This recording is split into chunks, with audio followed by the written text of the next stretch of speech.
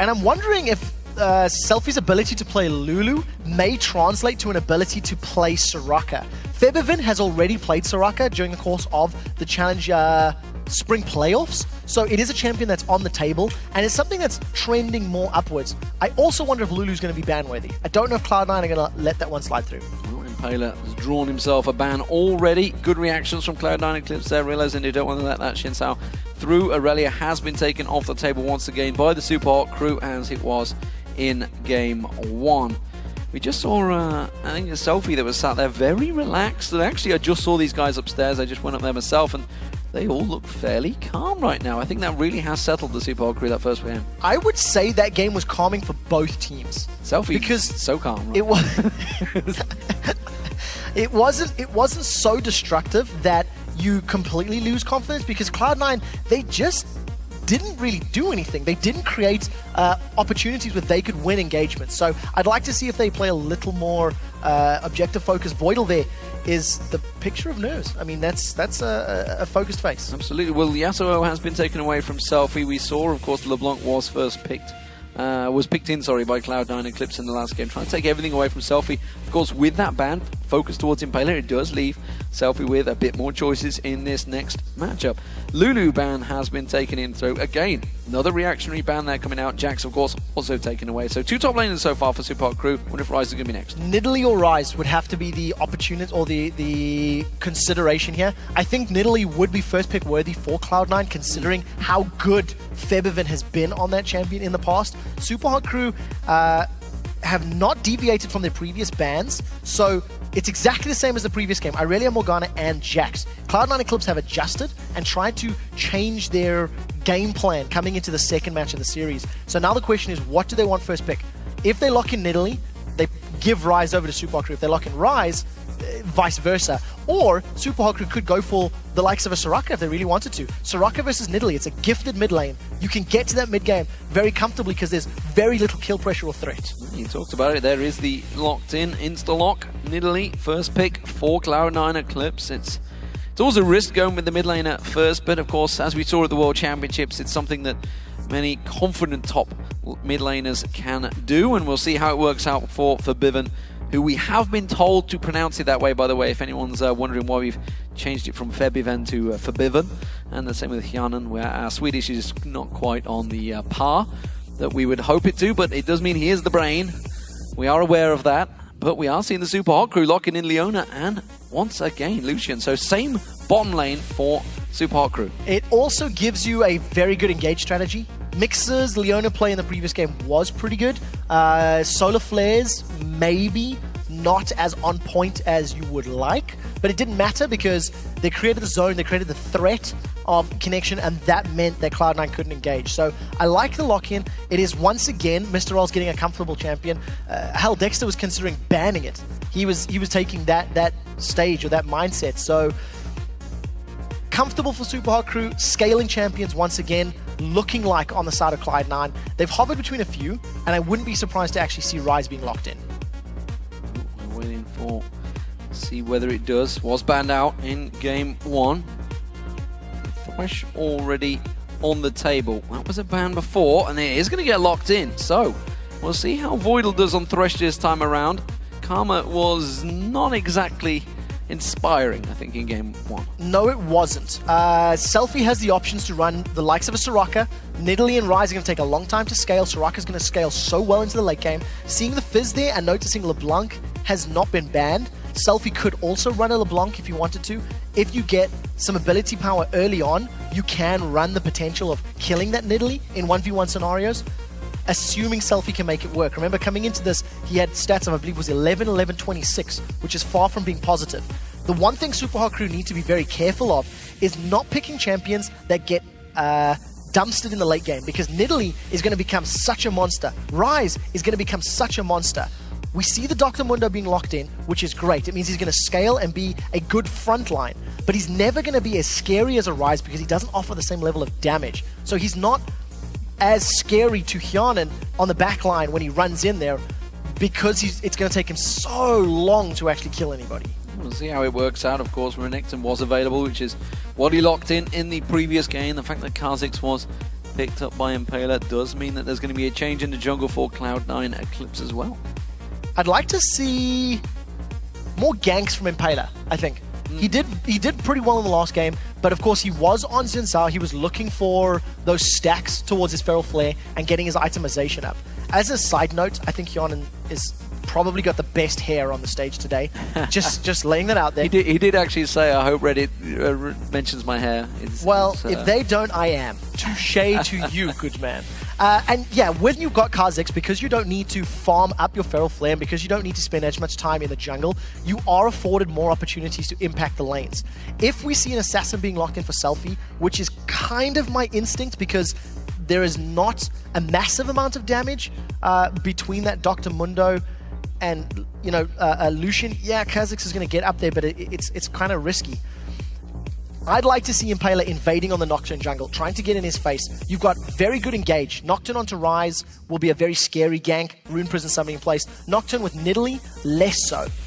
But again, Santorin's going to be able to engage from very long ranges. Cloud9 have got a good scaling team, and if they ever get to sieges, I think they're going to do very well. They can keep Supa Crew on the back foot. And Supa Crew got a real problem if they do lock in Fizz of actually getting damage on those turrets. Lucian would be the only one from range to be able to do that, so we'll see. Looks like it will get locked in, but there's that Graves again. We saw it in game 1. Hyonin once again running it. And of course the Nocturne, which has really risen to prominence as the one of the main junglers in 4.5. Incredibly powerful. With the Feral Flare, he farms Feral Flare into the likes of a Blade of the Ruined King or Hex Drinker. He becomes a split push threat. Meteos actually won a game that Cloud9 were on the brink of losing because he was able to solo the Nexus with enough attack speed and attack damage. So what I like about Cloud9's comp is they've got a jungler that can respond to threats well, which will give him some room for error against Kha'Zix, who's going to be looking to get in his face. The thing is, Santorin has to be quick about it, because there is burst damage from Fizz, there is burst damage from Kha'Zix. So as long as Selfie can get ahead, he's going to be in a good position. But Supa Crew's comp is very much like Cloud9's comp. They need to be ahead, they need to get kills, because they got very little safe wave clear when the culling's not available, and I'm worried for them under the turrets against a Nidalee who's going to be poking the whole time. Well, considering game 1, it was very even in lanes. How do we see this one matching out here? Because no one had a big advantage. It was simply down to rotations and outplays, I guess, by the Supa Crew. So with that in mind, I actually think it's more even than being in favor of Supa Crew. And my reasoning is that, exactly like you said, it's more difficult for Supa Crew to get to towers. It's much more risky. They can't afford to just move in and start hitting towers. They have to get kills. They have to get kills, or they have to outposition and get there first. And when you've got a Nocturne that can respond quickly, who's got good wave clear with his Duskbringer and his AoE, you've got Nidalee spears coming at your face as well. It makes your job much more difficult. So I do think this is a good position, but similar to the last game, if Supa Crew don't get hit early, then they could be in trouble. Well, here we go, ladies and gentlemen. Game 2 getting underway in this best-of-5 series. Supa Crew, they took game 1 and are looking very confident. We'll see how it works out for them, because this time around, Cloud9 Eclipse will be starting out as the blue team up against the Supa Crew on the red team. And in terms of level 1, I'm wondering whether we're going to see any rotations. Of course, Cloud9 Eclipse got it invaded. They got themselves that red buff steal as well from Impaler. We'll see how defensive they're going to be this time around. I would almost expect the invades to come from Supa Crew, not only because they want to take advantage of the slow-to-power champions like Ryze and Nidalee, but you also want to try and deny Nocturne. If you can steal away big buffs and slow down that Feral Flare and try to prevent him getting to level 6 for a while, it's quite a smart position to be in. So you can see the votes there. Supa Crew still. Well, actually, don't say still. It was all about Cloud9 Eclipse before. Supa Crew, 66% of you have swung your vote, completely changed opinions, jumping on the bandwagon, one might even say. So, Supa Crew are looking to invade on towards the blue buff area this time around, it seems. So they're going to be going for the trades. The way the teams are setting up, this is looking like it's going to be a 4v1. It's looking like they're going to go for those early tower pushes.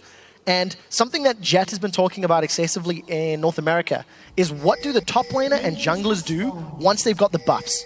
Because generally you're going to see the AD carry and support going to the towers, and those sort of solo roles looking to either steal more camps away or get to the tower quickly to push it down. And we heard Dexter talking about it as well in the analysis yesterday. We're talking about do you go on the second or the third wave? You know, different styles of play. Cloud9 have been going on that second wave for the 4-0 push or 4-0 push, whatever you like to call it. We're just having a quick client restart. You can see in the screens that Mixer is sat there staring at a pause screen, so nothing happening. You're not missing anything right now, staring at the players. You are, of course, staring at them instead of our beautiful faces, which some would argue is probably a better view. Beautiful's a bit of a stretch there. I do want to quickly mention, Mixer didn't die previous game. No, that's good. Zero deaths to his name, so... he did actually have a fun debate with Voidal. Voidal was saying, I'm going to take your record from you. He said that would be a stretch. It means you need to die over 130 times, I think it is, in 5 games, which is going for it. He was off to a good start. He was off to a good start. Started out well. No, I'm being a little harsh. I think this time round, assuming lanes go even, I actually prefer Cloud9's composition. I really think they scale well. They're going to have a lot of tools to siege well. Again, not the strongest of wave clear, but Duskbringer, as well as the AoE from Ryze on a short cooldown, as well as Buckshot. And you could argue with the melee champions, the amount of melee champions they have, with that Thresh, the hooks could be pretty important. The peel that Thresh is going to offer when you're poking with Nidalee is just so valuable, as long as Voidal is hitting his flames and putting his boxes down in the correct place. So here we go, back into the game. Game 2 underway. Blue steals from both sides this time around, and no Deficio to be seen.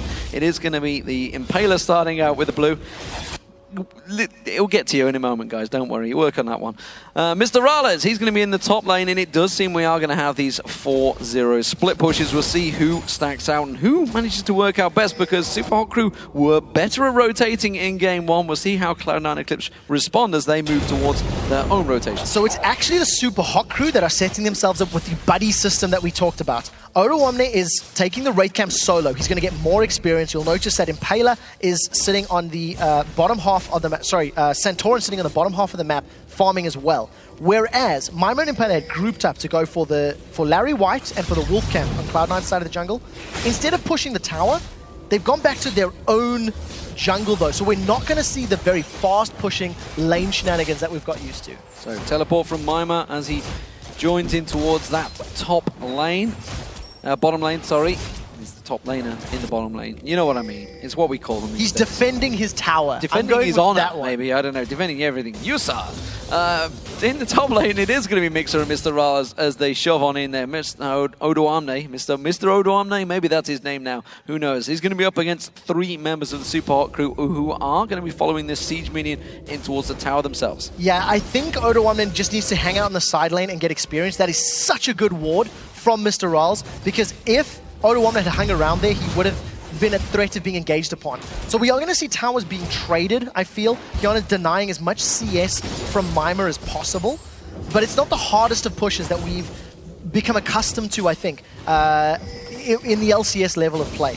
Once the towers fall, I'm very interested to see, do the teams rotate their AD carries and supports to go straight head-to-head to defend a tower, or do they try to continue the push and get another turret? Because that's where things are going to become very interesting. Kianan's left it a little too long there on that wave. I think he wanted to get one extra shot. He was trying to let the minions go down to the tower and then actually missed the last hit, which I don't think is going to be too much of a problem. We can see that Super Hot Crew have kind of done the same thing in the top there, so they're just making sure they try and deny as much experience. Febiven, he's in trouble. Here comes Impaler. Selfie on towards him. Selfie taking the tower hits. He's going to try and playful Trickster away from that one, and Febiven will get away from that one. The Ignite is not enough to kill him. So two summoner spells used out there by both mid laners. Yeah, so both mid laners going all in. It's not over yet because Impaler is still hanging around in the wings. No mana on Febiven means that he's not going to be able to heal himself up. So Selfie was playing aggressive, and I think he needs to do that. We talked about how the assassin in the mid lane needs to get kills and needs to be able to roam around the map. Nidalee's not the greatest of wave pushes. Even when she hits 6, it's better but not fantastic, which should allow Selfie some time to move around the map. We see Mixer sticking around in the mid lane. He's got a Febiven! He's managed to get in there. Zenith Blade, there's the stun, there's the exhaust. He's in all sorts of trouble. The kill's going to go to Selfie. There's first blood, and that's going to get him rolling. And this is what we talked about. What do the AD carry and support do once the tower is down? Mr. Rawls went straight to the bottom lane to try and maintain control and not allow the wave to be pushed up further. And Mixer just took a very smart route, hung out in the river, managed to gift that kill over to Selfie playing Fizz. And a good start. You know, Assassin grabbing a kill early on. Let's see what he does with the gold and how he continues to play it out. So, good start for Super Hot Crew.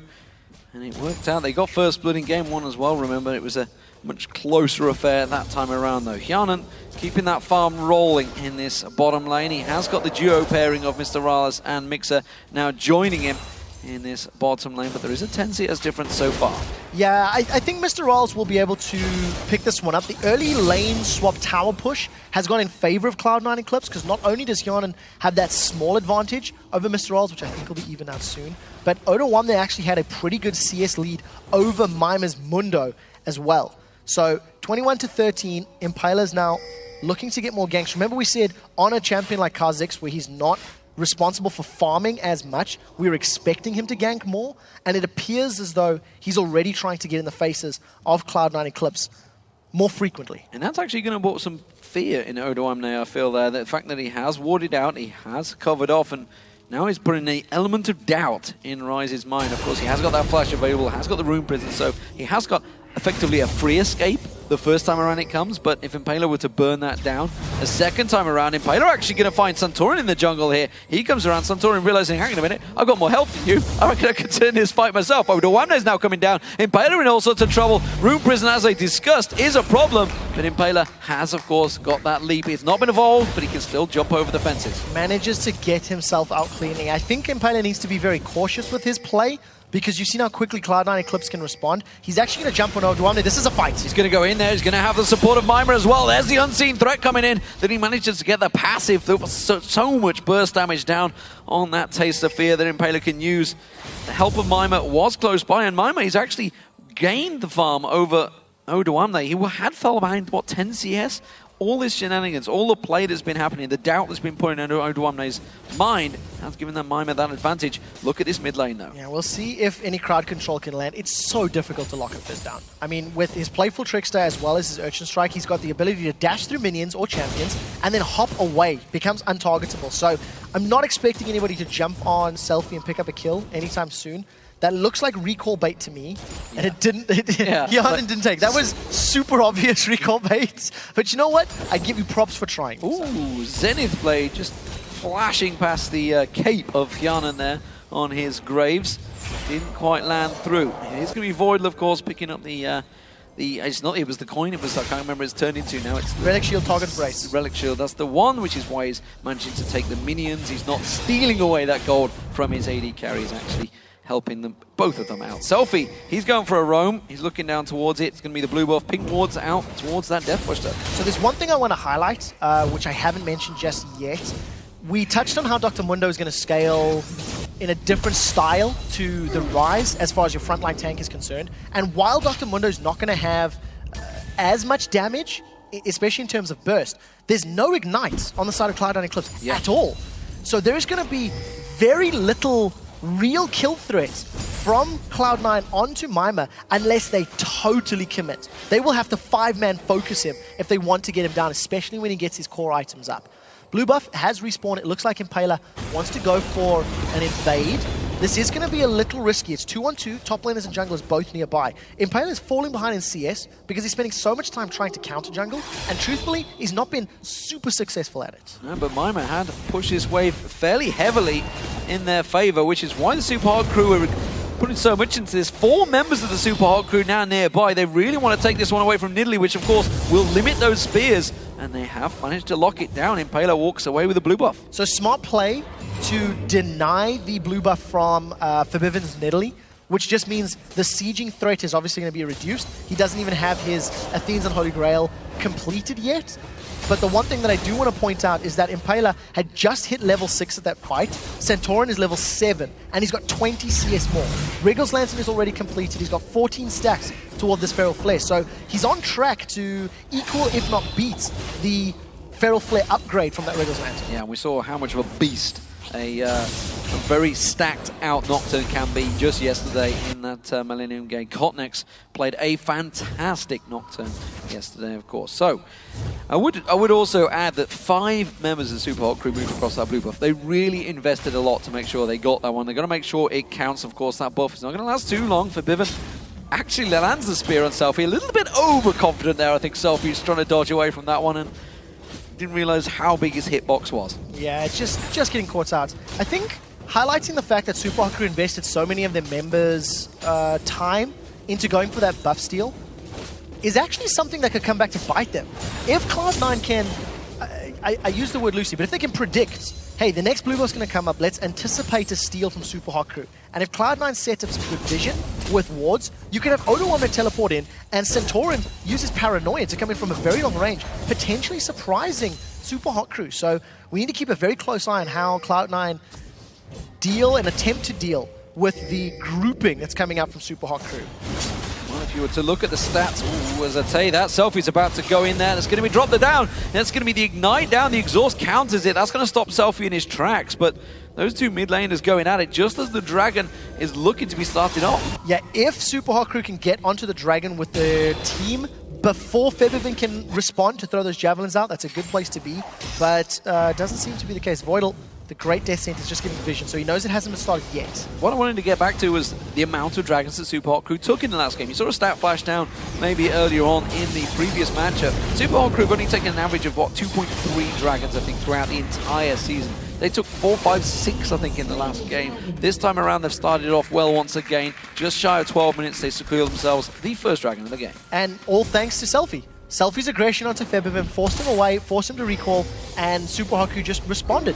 Impaler stole away the raid camp, and then immediately jumped on the objective. So they've got themselves another 2,000 gold lead. We're seeing the same patient and coordinated play, I think, from Supa Haku. They grouped up to steal the blue buff. They grouped up to secure the dragon. It's hurting them a little bit in CS. I mean, Mr. Rolls is not typically behind anyone in CS, and he is somewhat behind Hyanan. But we'll need to see how this works out, because both AD carries have basically just been pushing this bottom wave out and in. They've not truly contributed to the rest of the overall picture. Well, the difference, of course, was when they rotated round. I mean, we saw, obviously, Mr. Rallis push down that top wave, had to go back to base, come down there. Hyanan's has pretty much set up a campsite down here. He's got his electricity plugged in, his water's running, and he's ready to just lay in wait in these bushes down the bottom line. He's still got his big wave of minions coming back in once again, and Mr. Rallis is ready to counter that and take himself another, what, 12 minions. Yeah, going to just keep closing that gap. The longer this goes, I think the slightly happier Cloud9 will be, because, of course, Rise and Nocturne and Nidalee are just going to scale and become very, very good. And assuming Cloud9 can get to the right targets of Supa Haku, they can definitely pick up kills. But the one thing they need to be careful of is that Mimer's now got a lead. He's got the support of Impaler. They're going on Rise. Good slow on towards Odoamne there as the briefcase glances the back edge, but not remotely close, unfortunately, this time around. And it did force the flash nonetheless from Odoamne, so will be classed as a successful gank for Impaler. Yeah, it will be. Now Febiven's caught again. That's going to be the shark thrown out towards him. Just pounces him in the air. The spear's thrown straight back. Selfie, no mana, though, to really continue that engage. Yeah, had that flash not come out, I actually think there would have been enough burst. The Deathfire Grasp went out from Selfie in conjunction with Chum the Waters, and because the E from Fizz didn't connect with Nidalee, he managed to get away. I do think that would have been super close. Selfie showing, I think, a good mastery of Fizz. He's landed all of the ultimates that we've seen, and he's playing very aggressively to try and keep Febiven down. Yeah, I would question why he's not running Fisherman Fizz, though. I mean, because everybody knows that is really the actual only skin you should run. I agree to disagree. Yes, I know you're all about the Atlantic one. Atlantean Fizz is where I'm at. Regardless, let's go back to the game. Blue buff, it looks like it's being stolen away. Doesn't connect with the Big Wraith. That's a good death sentence. Voidal decides not to follow in, and that's smited away by Centaur. So that's a counter blue steal that came out. Remember how much Supa Haku invested in taking away that blue buff. It did go to Santorin, though. Didn't go towards Febiven. Febiven actually missed the spear, landing it on towards the minion. So again, that's still an elite without a blue. Traditionally, when you do go for those invades, it is the smite steal to secure it. Yes. You guarantee you deny that from your enemies, and knowing that the blue buff is respawning, it looks like Cloud9 have got position. Supa Haku are nowhere near to challenge for this one. But you'll notice the wards that you've got, the pink ward in the river for Cloud9 Eclipse, as well as having the blue buff warded up themselves. Had Supa Haku gone for an invade or to try challenge, there would have been more vision for Cloud9 to try and deal with it and contest the buff. Centaurins continuing to try and stack out that item. He will not get it just yet. He's almost there. He's at 15 minutes, so he is going to be a little bit behind Impaler was in the previous matchup. However, with them blue buffs secured now, and you've got a question really when Supa Hot Crew invested so much into getting that first one, whether it was worth it, because they didn't even contest this one this time around. They didn't, and it's going to be interesting to see if they try to keep doing it again, because, you know, it's one of those situations where they invaded, it was risky, they had to commit 4 members just to steal the blue buff away. And then you think to yourself, what if we do that again and it doesn't go as smoothly? Yeah. What if we commit to that blue buff steal and we lose and we give up kills or something like that? And something that Supa Hot Crew did very well in Game 1 was play quite risk-free. And I think that could have been part of the reason they hesitated, part of the reason they didn't go in for that next invade. We do see a number of items coming out from these teams. Oh, here we go. Impaler jumping on it. There's no flash for Odoamne. This time Mima does use his own flash. Impaler comes in, unseen threat, and takes the fear, doing a lot of damage. And it will be Impaler that gets himself the kill. The second of the game. Yeah, just rinse and repeat. The same style of gank, but knowing that flash wasn't available allowed them to pick up that kill. So the Feral's Flare has been completed about a minute and a half later than we've seen from the previous game. But very importantly, Centauran has got it now, and that gives him just so much more sustain and farming power. He's opted to go for a Giant's Belt as his next itemization, and in contrast to LCS Nocturnes, we actually see Blade of the Ruined King or Hex Drinker being a second item and then going defensive. So Centauran maybe wanting to be more tanky early on, might signal dives, might signal more aggressive play. It may signal that he will be using that ultimate to dive in. We haven't seen that ultimate used a great deal just yet, so we'll wait to see whether it does come in. Of course, simply having to be defensive right now. Forbidden with that blue buff in this mid lane. Got that chalice built up a long time ago. We also saw, of course, Selfie. He went with that Deathfire Grasp very early on. So we're seeing he really wants to try and stay aggressive, but has been fighting with his own mana issues because he hasn't been getting that blue buff. Yeah, it's so much more difficult to kill Febiven now. With blue buff and the heals that Italy has built in, unless Selfie 100 to 0s her, she's just going to sustain. Febiven's just going to sustain through whatever damage comes down and then carry on farming. Selfie had actually built himself up a 20-25 CS lead maybe 3 or 4 minutes ago, and that has just dwindled away thanks to Febiven being able to spam out those javelins. We do see that Voidal may get caught up. Mixer, he's going to go all in. Well, he's going to try and go for it. Solar Flare flashed away from, and they didn't get that big ward after all there either. And that dragon is now up. Centauran is moving into position, but he's a little out of position. This is actually a 3-2 split position for Cloud9 Eclipse. Not the ideal spot, but remember that Solar Flare is down. Yes, so important for Supa Hot Crew. I think in terms of a straight-up 5v5, you're going to have a very interesting setup where Selfie's going to be looking to flank, and Febiven never wants to be in the thick of it. He always wants to be throwing those javelins out. This is a straight-up 5v5. Solar Flare is only a third of the way off cooldown, so a very important ability for Supa Hot Crew. Not here. We may see Supa Hot Crew go for a steal. I think that's the only real risk here, or only real option for them. Well, with the way they're grouping up, I'm expecting Mr. Rallis to go straight for the call-in. They're going to dive on towards Voidal. A lot of damage going down towards him, but he's not really the ideal target. Now they're going to see them focus in there. Impaler gets in and out, and now they're going to keep that damage going towards it. Odoamne getting all caught out. The call-in doing the damage. Mr. Rallis gets himself a second of the game. Yana now going to get focused on. There's the slow coming out from Mima. He's happy to dive the turret. That health regen ticking away. Mixer's going to get close. He's got that Zenith Blade ready and waiting to go. As soon as he gets close, he's going to be needed. Mr. Rallis takes a spear, though. That's going to be dangerous. Now they're diving on towards the tower. Centauran's going to be the next focus target. Mixer's been caught out by Febiven at the back, but now he's got the support of Mr. Rallis coming in there. That's going to be another Mima taking him down, and that is a 3-4-0. The Dragon also, I think, just went across to Supa Hot Crew. Mundo goes where he pleases because there is no Ignite to shut him down. If you look at the way this engage plays out, the moment Mima gets into this fight, he's teleported in from the back line. He just tanks up so much damage, and because Cloud9 Eclipse have to get past that very tanky Mundo, it means that the carries are not under threat. Even though they took a big burst of damage early on, they lost key members, and that just allows Supa Hot Crew to chase. I mean, Mima, he just tanks for days. There was never a threat of him really going down, and very good targeting on the side of Mr. Rallis. Yeah, while that was all happening, you can see, of course, the mid laner Impaler and Selfie taking that dragon down, which is what obviously managed to secure them. So 3-0 and the dragon. Big gold swing straight back into Supa Hot Crew's favor. as it was in Game 1. They're now 6-0 with a 6,000 gold lead. That's a big jump for Supa Hot Crew. That was the team fight that Cloud9 Eclipse needed to win, or they needed to have given up that dragon. Because they got ran down and because they not only lost the dragon and gave up multiple kills, there is now enough damage on the side of Supa Hot Crew with that Fizz and the Kha'Zix to assassinate the fairly squishy-ish champions of Nocturne and Nidalee. In addition to that, Maima's got himself his Spirit Visage. He's got double Giant's belts. I mean, Maima's just gone full HP because it's going to take such a long time for anybody to burst him down that he just needs HP right now. That's all he needs to build, and he's going to be doing...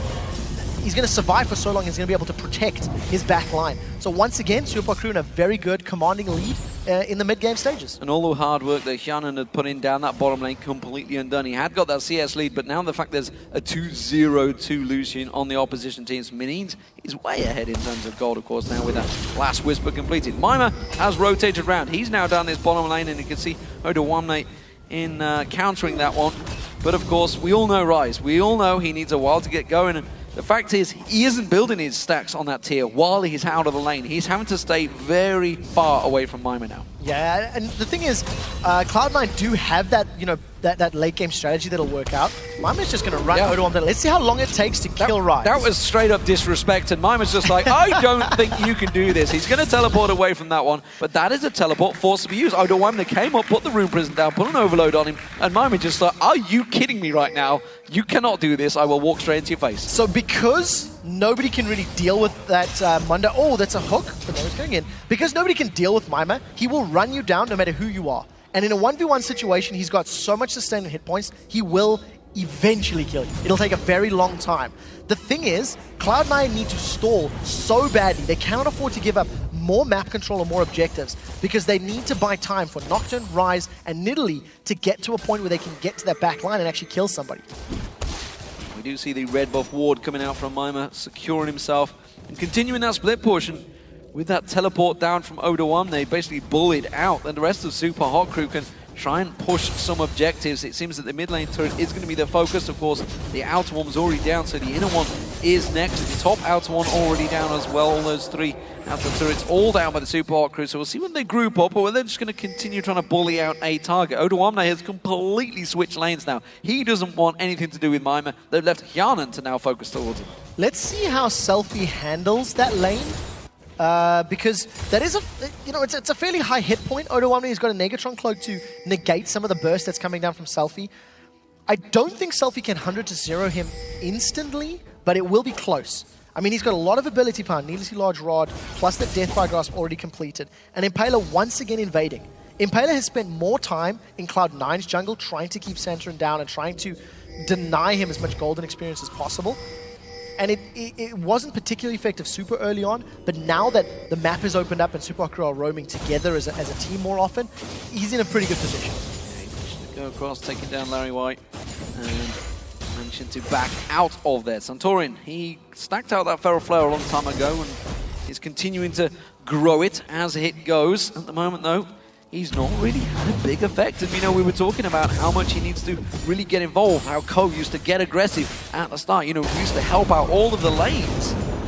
I'm trying to think whether we've seen a Paranoia actually come out in a lane yet. I was just about to say that, and I know we actually haven't. In the previous Dragon fight, that Dragon went down. Now, this is super brave. We have to go into both voices now because Supa Hot Crew are sneaking the Baron away. They've got so much sustain on Maima. Cloud9 Eclipse have no idea this is happening.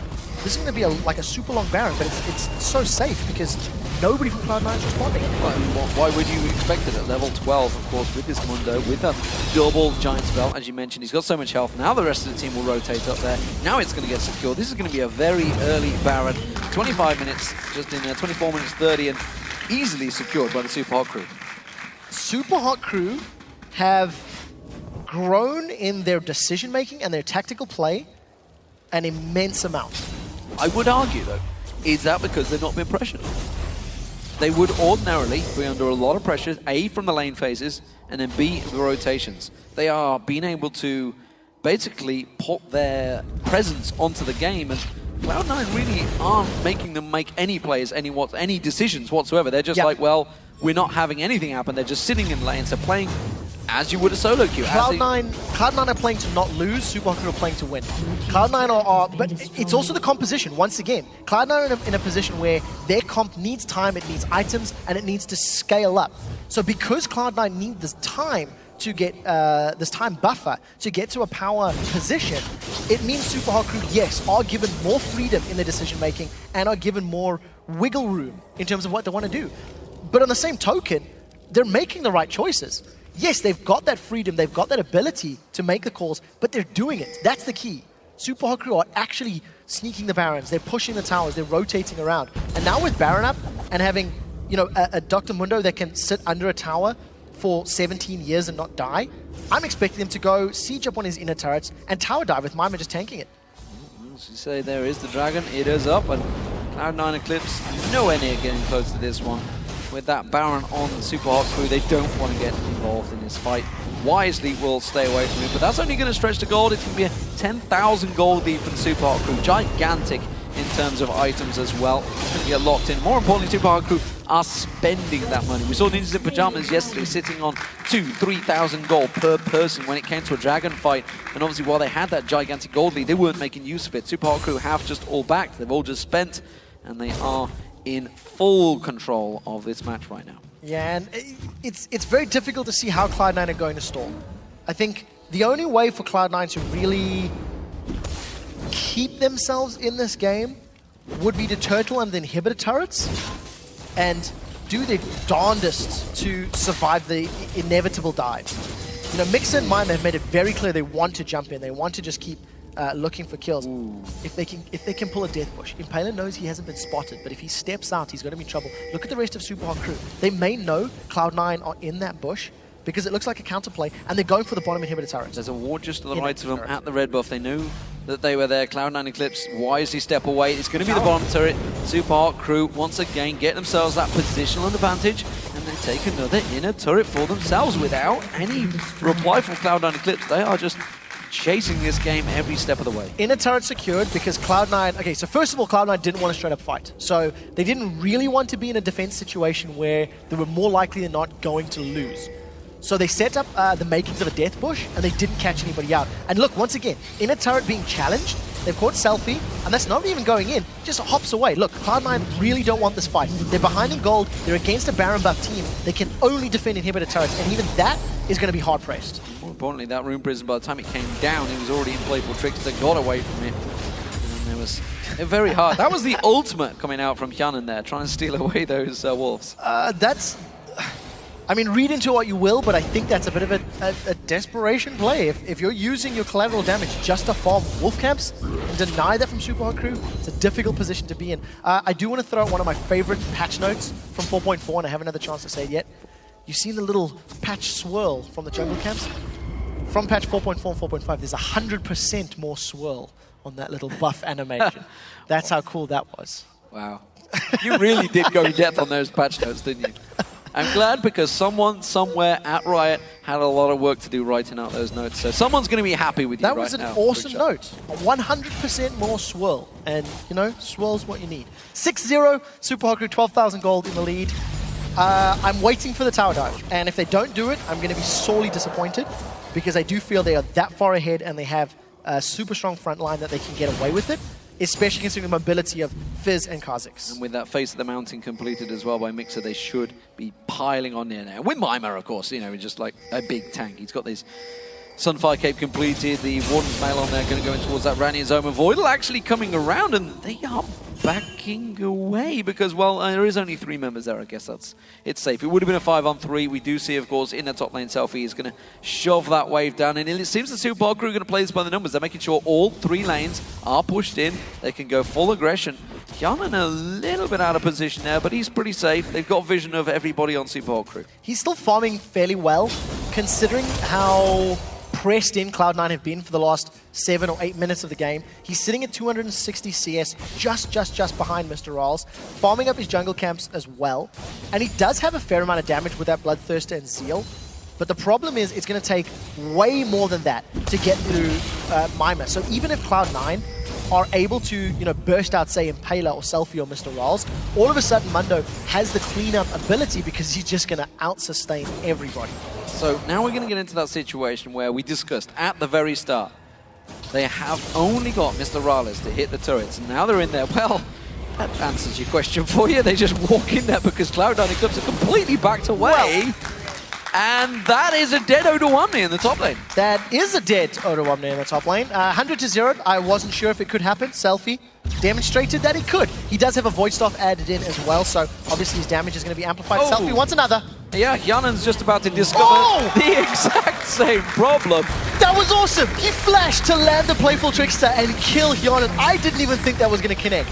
Well played, Selfie. I like your fizz. Yeah, absolutely. That's going to be the bottom inhibitor turret going down. And this is Super Hot Crew in demanding position, a considerable easy position now. And a 9-0 perfect score so far for the Super Hot Crew. They did let one turret go down, so it's not quite the perfect game for them so far, but it has worked out very well in Game 2 so far. That really explains how dominant Super Hot Crew have been in Game 2 when we are calling them out for losing a turret. I know, right? That is, and even that was all the way back in the opening second or third minute of the game, where Mima teleported from the top lane, was hanging around for a while, and you know, it was just a tactical decision to let that one go down. With the lead Super Hot Crew have built up and with super minions in the bottom lane, there is not much Cloud9 can do, barring a monumental mistake from Super Hot Crew. Yeah, will have to be a big eat, and Selfie himself on this fizz. You know, we questioned him at the very beginning of this series, you know, wondering what he was going to pull out. And clearly Cloud9 were thinking the same thing. They focused all three bans in Game 1 towards Selfie, towards that mid lane. I think they were actually expecting him to pull out Orianna because that's what he fell back to during the LCS, during those weeks when it went out. But he's clearly been changing, practicing, working on his new champions in that mid lane, and it's working out well for Super Hot Crew. I also want to highlight the fact that he has had 2 laning phases where he's been under little pressure. Yeah. In Game 1, yes, he was ganked by Central, and of course, they gave up a kill. But Lulu versus LeBlanc, that was a matchup he was comfortable with. You can actually deal with LeBlanc. Similarly now, with Fizz versus Nidalee, he got an early assistance from Impaler, and Selfie was playing aggressive enough to ensure Feathervin was on the back foot and never in his face. So Selfie, when he's not playing against the likes of Alex and Xpeke and people who are going to try and punish and try to get in your face a little bit more, he's really shining. He's stepped up to the plate, and he's playing very, very well. We need to see if this confidence will continue, though, because assuming Super Hot can close this game out, they're one victory away from re-qualifying for the LCS. And remember Super Hot Crew's arduous journey in getting here. Last time it was a second reprieve, I think it's safe to say. They all went through that rinser. They were 2-0 up themselves against SK Gaming, remember, in that last series. Voidal, he's going to get destroyed on the spot. Solar Flare does land, but they're not really worried about that. That's going to be the inhibitor going down, and the Super Hot Crew just rolling on through Cloud9 Eclipse's base now. No surprises here. Cloud9 couldn't avoid all that damage, and Selfie and Impaler just melt through. They've got somebody called Joe Miller. You've just stole his pun. They've got all 3 inhibitors down now and going to set their sights on the Nexus turrets in the not too distant future. Fantastic stuff from the Super Hot Crew here now. 10-0. Oda1, they get it focused on. Selfie goes in once again. We see Impaler flying through the air, but it's going to be Mima that will lock that one down. Febiven, not too sure he's going to try and escape from this one. Santorin is just being drawn away. We did see maybe the first paranoia of the game, I'm not too sure. It's been a little long time coming, but there goes the Nexus down. It's a 13-0, ironically mimicking what they did against Gambit